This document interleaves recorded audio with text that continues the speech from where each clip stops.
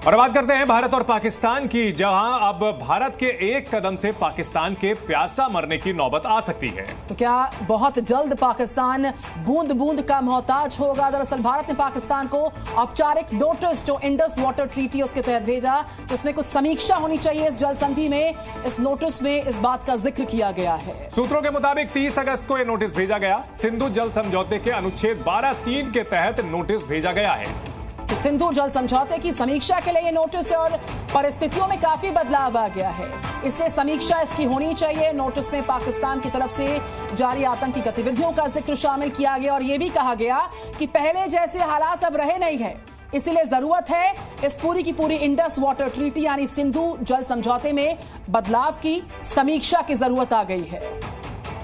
तो भारत और पाकिस्तान के बीच 1960 में जो समझौता हुआ था, उसमें अब समीक्षा की बात कही गई है। 5 नदियां इसमें मुख्य तौर पर जो हैं सतलज, रावी, ब्यास, चिनाब, झेलम, ये सिंधु घाटी में जो नदियां हैं उनका इसमें भारत और पाकिस्तान के बीच समझौता हुआ था। भारत की ओर से काफी इसमें जो लिवरेज थी यानी कि छूट थी पाकिस्तान को दी गई थी। अतिरिक्त पानी भी जाता था। कुछ समय पहले भारत सरकार की ओर से उस पानी पर भी दावा किया गया था।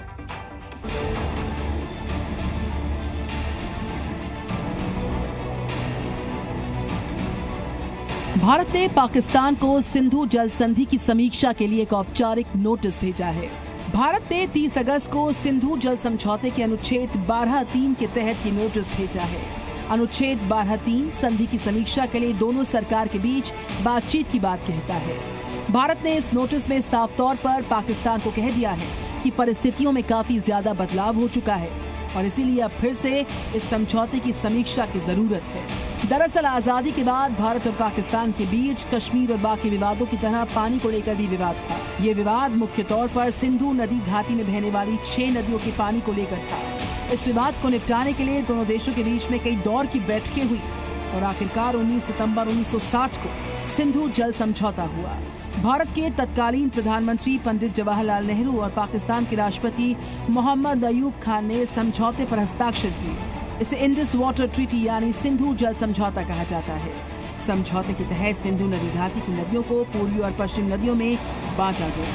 पूर्वी क्षेत्र की तीनों नदियां रावी, व्यास और सतलुज भारत को दी गई। वहीं पश्चिमी क्षेत्र की नदियां सिंधु, चिनाब और झेलम का कुछ पानी पाकिस्तान को भी देने का समझौता हुआ। पाकिस्तान के हिस्से की नदियों के पानी का सीमित इस्तेमाल करने का अधिकार भारत को भी है, जैसे बिजली बनाना, सिंचाई आदि। भारत और पाकिस्तान के बीच तमाम विवाद रहे हैं, युद्ध भी हुए, लेकिन इस संधि पर कोई असर नहीं पड़ पाया। जब पुलवामा आतंकी हमला हुआ था तो उस समय इस संधि को रद्द करने की जरूर मांग उठी थी। इस बार की नोटिस में भारत ने कहा कि सिंधु नदी के पानी का उपयोग और जनसांख्यिकी बदल रही है और इस बीच भारत स्वच्छ ऊर्जा की तरफ आगे बढ़ रहा है और ऐसे में हमें संधि में बदलाव पर विचार करना चाहिए। भारत ने इस नोटिस में पाकिस्तान की ओर से लगातार जारी आतंकवादी गतिविधियों का भी जिक्र किया और कहा कि पाकिस्तान भारत की उदारता का अनुचित लाभ उठा रहा है और ऐसे में इस संधि पर दोबारा से सोचने की जरूरत है। मतलब साफ हो गया है कि आने वाले दिनों में पाकिस्तान बूंद बूंद के लिए तरसने वाला है और इसी मुद्दे पर अब हम भारत और पाकिस्तान के जानकारों के साथ बड़ी बहस करने वाले हैं। तो क्या बहुत जल्द पाकिस्तान बूंद बूंद का मोहताज होगा? क्योंकि इस इंडस वाटर ट्रीटी के तहत जो नोटिस भारत ने पाकिस्तान को दिया है उसमें समीक्षा की आवाज उठ रही है। इस बीच कुछ खास मेहमान का पैनल जुड़ चुका है। जी न्यूज पर बड़ी बहस की शुरुआत करेंगे। दीपक कोरा हमारे साथ है, पूर्व राजनायक के साथ ही अश्विनी सिवाच हमारे साथ, डिफेंस एक्सपर्ट मुकीम अहमद पाकिस्तानी पत्रकार जुड़ गए हमारे साथ। डॉक्टर राजा काशिफ हैं जो कि राजनीतिक विश्लेषक हैं और साथ ही हमारे साथ जुड़ेंगे इरशाद अहमद भी जो कि पाकिस्तान मुस्लिम लीग नवाज के नेता हैं, नून के नेता हैं। वो हमारे साथ थोड़ी देर में जुड़ेंगे, उनसे भी करेंगे बात। सबसे पहले दीपक वोरा साहब, आपसे हम समझना चाहेंगे इस नोटिस के मायने क्या हैं भारत के लिए और पाकिस्तान के लिए? आभारी हूं कि आपने ये मौका दिया है। हमेशा की तरह सर, जब भी आपके चैनल पर होता हूं मुझे बहुत कुछ सीखने को मिलता है। बाकी जो विशेषज्ञ हैं उनकी जानकारी मुझसे कहीं ज़्यादा है। G is the best, you are the best. जब इसको हमने साइन किया था 1960 में सर, आपको ये मालूम है कि 8-9 साल तक तो पहले बातचीत चलती रही।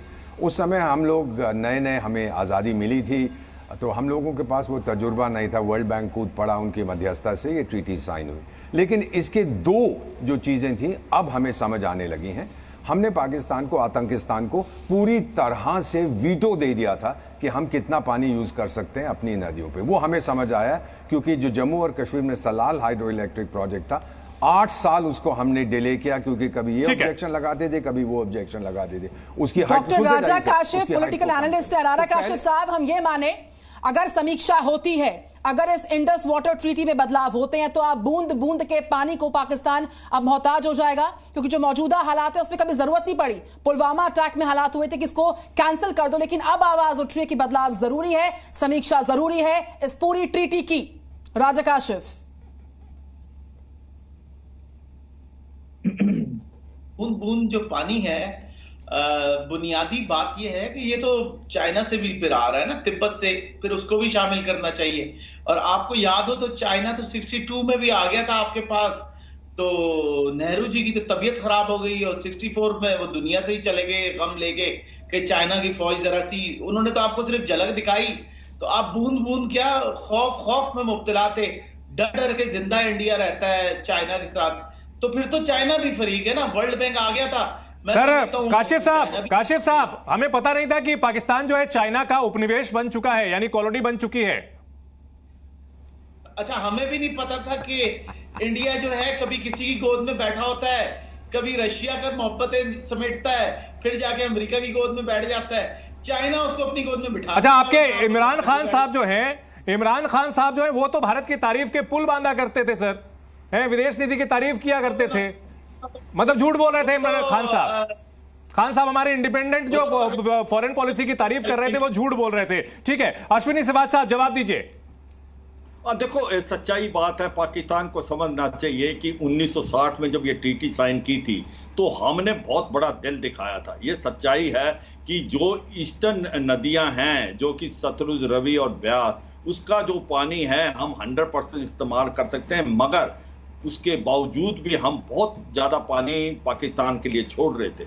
और ये जो वेस्टर्न नदियां हैं, जिस प्रकार से इंडस है और चनाब और झेलम है, उसका हम रन ऑफ द रिवर पानी इस्तेमाल कर सकते हैं, मगर पाकिस्तान बार बार ये उठाता है हाइड्रो प्रोजेक्ट ईस्टर्न गंगा और रैतले के बारे में, मगर ये समझने की कोशिश है, एक तरफ से तो पाकिस्तान आतंकवादी भेजता है और दूसरी तरफ से वो इरशाद अहमद साहब हमारे साथ हैं। इरशाद अहमद साहब, कौन किसका मोहताज है, किसको कितनी जरूरत है और कौन कितना पानी में है तो दुनिया जानती है। मुझे ये बताइए, भारत ने जो नोटिस दिया है आपके मुल्क को, उस पर आप रिस्पॉन्ड कैसे करेंगे? अगर पानी की कभी जरूरत पड़ने पर कम पड़ती है तो आपका क्या हश्र होगा, आप जानते हैं। बताइए, आप कैसे डैमेज कंट्रोल करेंगे अगर ये हालात वाकई में सामने आ जाते हैं? बहुत शुक्रिया जी। मैं तो ये कहूंगा कि बहुत अच्छा बोलते हैं आप लोग, क्योंकि बोलते झूठ हैं आप लोग। आप ये देखिए कि मोदी जी को कुछ नहीं समझ आई, ढाका से डंडे पड़े, काबुल से डंडे पड़े, इन्होंने कहा कि चले अब लोगों को मसरूफ तो करना है, अभी आप भी दहशतगर्दी शुरू कर देते हैं। आप ही दहशतगर्दी कहते हैं कि किसी सर, इस ट्रीटी का जिक्र हो रहा है, आप विषयांतर हो रहे हैं, बताइए इस औपचारिक नोटिस पर पाकिस्तान कैसे रिस्पॉन्ड करेगा?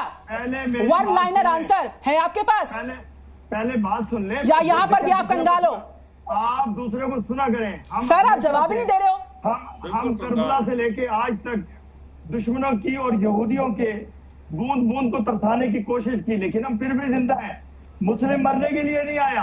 और दूसरी बात यह है कि खुदावंद करीम का ऊपर से इतना पानी नाजिल होता है, इतने सैलाब, इतनी बारिशें, इतना सब कुछ होता है। आप ये समझिए, अगर आप ये आधी दहशतगर्दी कर भी लेते हैं, वैसे तो कर नहीं सकेंगे, क्योंकि मोदी जी ने डाइवर्ट करना है लोगों के जहन को कि जो कुछ इनके साथ हो रहा है, जो कुछ हिंदुस्तान के साथ कर रहे हैं, हिंदुस्तान के लोगों को बर्बाद कर रहे हैं, इरशाद साहब डाइवर्ट कर रहे हैं। शिवाज जी, इरशाद साहब कौन सा नशा करके आए हैं जरा पूछ लीजिए। हमने पूछा आम और वो कटहल की बात कर रहे हैं। मैं हकीकत देखो, सच्चाई बात है इरशाद साहब, अभी सुने कि पाकिस्तान को यह समझना चाहिए कि 4 युद्ध हुए भारत के साथ, 1947, 48 का, 65 का, 71 में जहां इसके 2 टुकड़े कर दिए, और कारगिल की लड़ाई, उसके बावजूद भी भारत ने बड़ा दिल दिखाया और 1960 की जो वाटर ट्रीटी थी उसका पालन किया।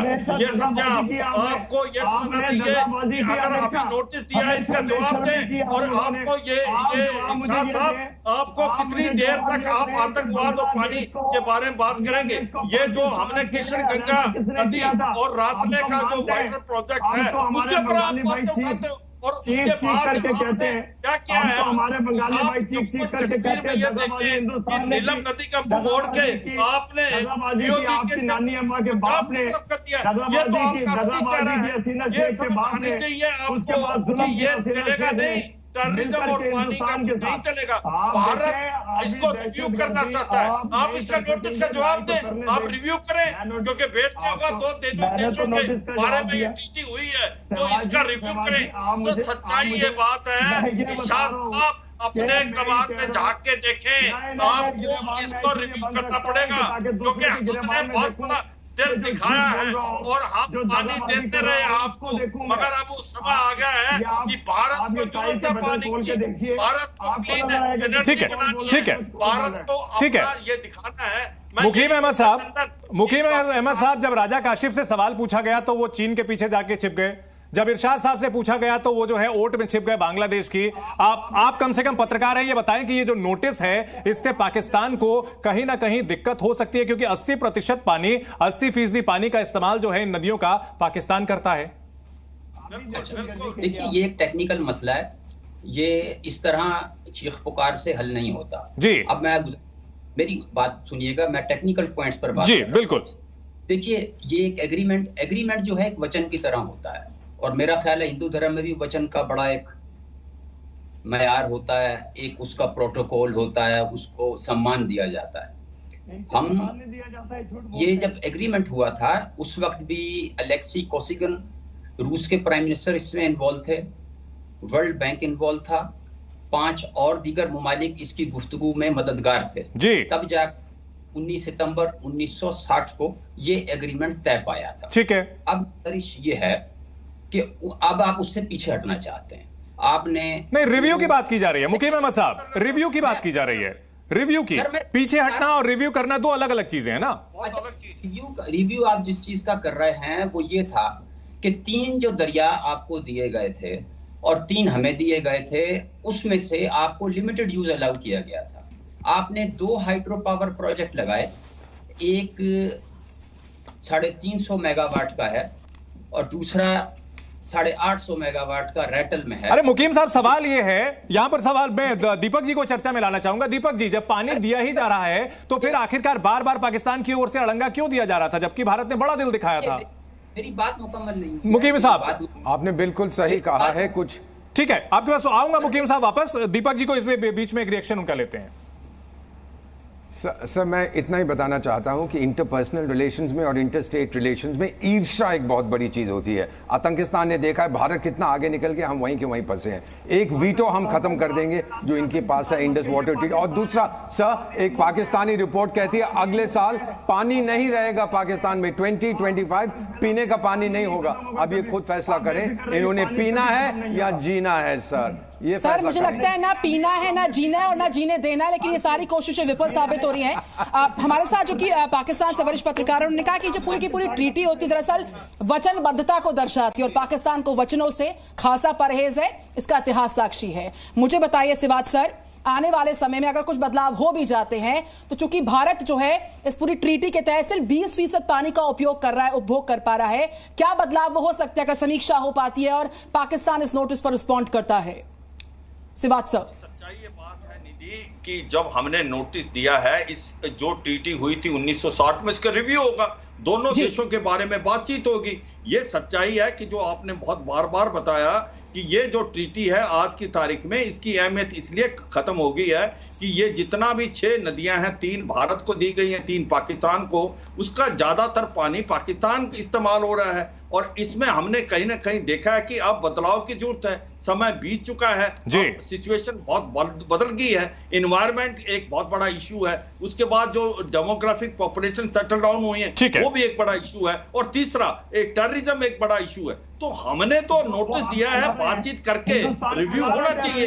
और 80% जो पानी है वो पाकिस्तान इस्तेमाल कर रहा है। अगर हम पानी को हाँ बिल्कुल, लादेन हमारे यहाँ मिला था, इरशाद अहमद साहब, लादेन हमारे यहाँ मिला था।